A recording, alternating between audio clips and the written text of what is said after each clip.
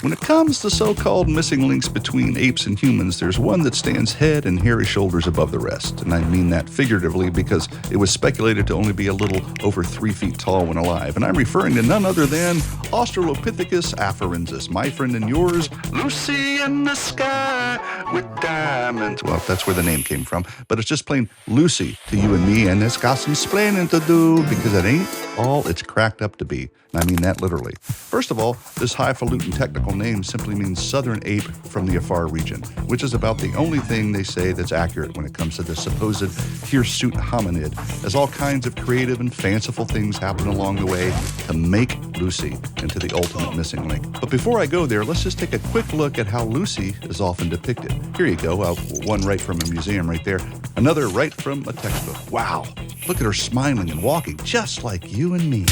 Now, did someone snap a photo of Lucy and the gang back then? I mean, is this how they found Lucy, walking around, waving at him with a cute little smirk? Of course not. So then how did this artist come up with this rendering? Well, who knows exactly, but let me tell you how it all started. Way back in 1974, paleoanthropologist Donald Johansen and his team discovered Lucy in the Afar region of Ethiopia. Or, more accurately, I should say, they discovered less than 30% of Lucy's fossilized bones. That's right, 70% of Lucy gone, not found. Well, wait a second then. What specific bones were found that convinced some scientists that Lucy walked upright? It must be at least the feet and the hips, right? Indeed, my friends, you're so right. You're so smart. So let's take a look at the feet and the hips. Now, the main evidence supporting the belief that this southern ape walked upright is that they found, now get this, human footprints in Tanzania, Africa in 1978. Now, you heard that right.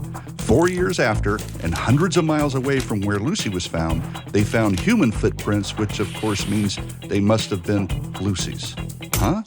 Not really convincing, especially when you consider the bones of Lucy that they did find did not include foot bones. What? Yeah, no foot bones, as in zero, zilch, nada, none, zippo.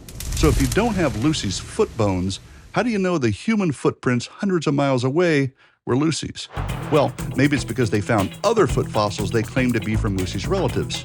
Only problem there is the toes were more curved than a chimpanzee's. That means the actual fossil evidence shows Lucy's family could not have made the human footprints. I don't know. Call us science deniers if that makes you feel better. But if the shoe fits, I mean, if the glove doesn't fit, you must. Nope. I mean, if the bones don't fit, well, whatever. Anyway, what about the hip? That's really going to prove Lucy walked upright like our rendering depicts, right?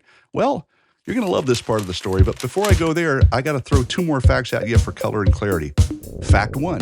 After 40 years of research, Swiss scientists discovered something very surprising about Lucy. She ain't a she. He's a he. Or like they might say in California, Lucy's a dude, bro. So, question. How in the world did the earlier, nearly infallible scientists who were proclaiming Lucy as the unmistakable, irrefutable missing link miss this? I mean, this was pre-2020, and everybody knew the difference between men and women back then.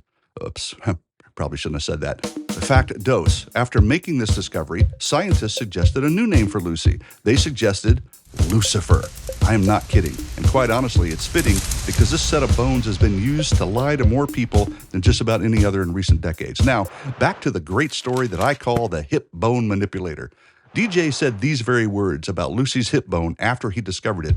Superficially, her hip resembled a chimpanzee's, which meant that Lucy couldn't possibly have walked like a modern human. Yeah, I know he said her, but that's before he knew she was a he. I don't know, very confusing. Anyway, if Lucifer's hips flared out like a chimp's, making it so that it couldn't walk upright, what happened to change the hips so that what you see in museums and publications look like human hips? Man, you guys ask the best questions, and here's the answer. Owen Lovejoy, an anthropologist, made a copy of the hip bones in plaster and then, and I quote, cut the damaged pieces out and put them back together the way they were before Lucy died. He did what now? Like I said, you're going to love this part of the story. He cut and put them back together. Now, how did he know that's the way the hip was before Lucy died? I mean, why did he take a hip that, quote, resembled a chimpanzee's and then rearrange, literally saw, cut, and reconstruct things to make it appear like a human hip?